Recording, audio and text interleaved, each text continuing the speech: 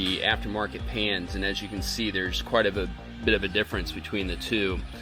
The one on the left obviously being the OEM pan, the one on the right is the new PML cover pan, and it is an additional 2 quarts is what we're estimating it to be and what they're estimating it to be. Kind of the cool thing with this is that this is actually the first pan to go on an FJ Cruiser, because this is actually a prototype pan. So pretty excited about that, to be the first to get it. From what this is currently July of 2019, and what they're saying is that if all the prototype testing goes well, they will actually be offering this pan in about 6 months from now, but don't take my word for it.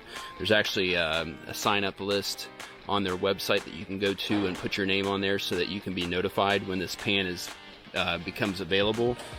So definitely, you know, if you're interested in getting this pan, make sure to do that. So let's walk you around here, show you more. So the benefits of this is the larger capacity, obviously, and then the cooling fins that you see there. They say that it actually has a pretty dramatic effect on the transmission temp going down the road. And of course, we're here at RC Enterprises, so we're going to be having the BG Product Services fluid placed into the FJ. As you can see here, we got it up on the rack, and we're waiting on a gasket. So that is one thing that you're going to want to do when ordering this pan. I'm not sure if standard normally they include a gasket with the pan or not, but of course there was not in this case. So we have a gasket coming to us from Napa, and as soon as we get that, we'll actually be mounting that dude back up there and getting some fresh fluid put back into this. And just to make it clear, and definitely the folks at PML Cover wanted to make it clear when I was shooting this video, that this is a prototype pan. This is not necessarily what the final product's going to look like. I know that you can order it also in a black version where the fins are brushed, so that is an option that they offer throughout all of the pans that they have in their lineup. But based on feedback that we give them today, and also other customers that install this prototype, there may end up being some changes made to this pan. One of those things you gotta make sure you get it started right. Oh yeah. You don't want to mess up your threads instead of cleaning.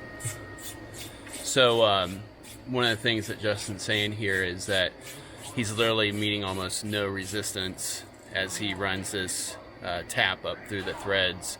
It might have just been where, being that the threads are open on the top and those last threads weren't being used, that they were just dirty enough. Obviously, this vehicle is operated in the Midwest, so salt and everything else gathered up there probably corroded the last couple of threads that weren't being utilized by the current bolts.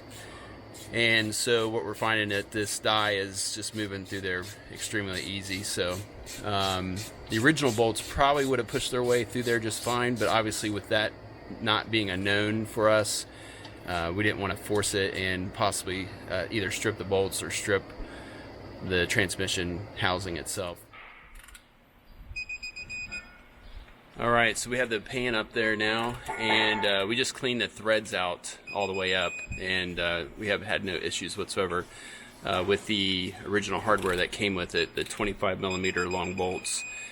It is actually a 5mm hex head socket is what you're going to want to use, and the torque setting is 6 to 8 foot-pounds per bolt, so that's what we're torquing each of them to. Everything is looking good so far. No compatibility issues and no fitment issues.